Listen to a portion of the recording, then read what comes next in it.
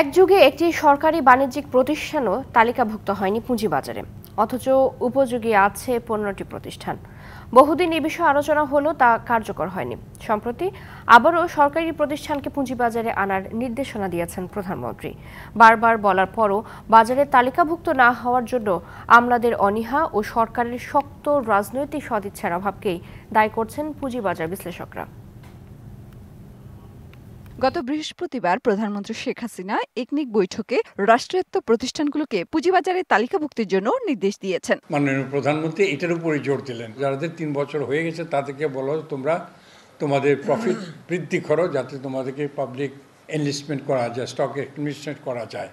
এর আগেও প্রধানমন্ত্রী এমন নির্দেশ দিয়েছিলেন। প্রয়াত অর্থমন্ত্রী আবুল মাল আব্দুল মুহিতও একাধিকবার এমন উদ্যোগ নিলেও তা সফল হয়নি। কেন হয়নি এমন প্রশ্নে বিএসইসির সাবেক এই চেয়ারম্যান তার মেয়াদকালে দুটি রাষ্ট্রায়ত্ত প্রতিষ্ঠান তালিকাভুক্তির অভিজ্ঞতার কথা উল্লেখ করে জানিয়েছেন, আমলাদের অনীহা আর সরকারের রাজনৈতিক সদিচ্ছার অভাব রয়েছে।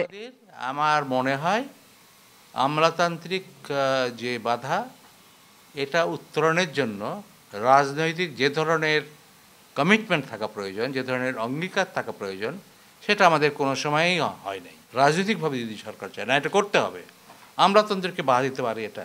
তবে ঢাকা স্টক এক্সচেঞ্জের চেয়ারম্যান আশা করছেন রাষ্ট্রায়ত্ত প্রতিষ্ঠানগুলোকে তালিকাভুক্তির জন্য যে অচল অবস্থা তা এবার কেটে যাবে। এবং মাননীয় প্রধানমন্ত্রী যখন নির্দেশনা দেয়, সেটা কিন্তু আসলে সবাইকে নিয়ে কিন্তু নির্দেশনা হয়ে গেছে, কিন্তু এটা যেটা আসলে সবাই একটু এক্সপেক্ট করছিল, কিন্তু যে আমি নিতে যাচ্ছি, কিন্তু এটা নিতে গেলে কি বলবে ঊর্ধ্বতন কর্তৃপক্ষ। একমাত্র ওয়ালটন এসি দিচ্ছে 1 বছরের রিপ্লেসমেন্ট গ্যারান্টি এবং কম্প্রেসারের 10 বছরের গ্যারান্টি। তা সেই জায়গাটায় সুন্দর একটা আমার মনে হয় হিট হয়েছে, এবং এখানে সবাই নড়ে চড়ে উঠছে, কিন্তু এখন যেটা আমরা বুঝতে পারছি, দুর্নীতি ও ব্যবস্থাপনার কারণে দিনের পর দিন রাষ্ট্রায়ত্ত প্রতিষ্ঠানগুলো লসের মুখে রয়েছে। পুঁজিবাজারের রাষ্ট্রায়ত্ত প্রতিষ্ঠানগুলো তালিকাভুক্ত হলে স্বচ্ছতা ও জবাবদিহিতা বাড়বে বলে মনে করেন ডিএসসির চেয়ারম্যান। ক্যাপিটাল মার্কেট তো এমনি আপনারা জানেন যে বর্তমানে একটা খারাপ অবস্থা চলছে।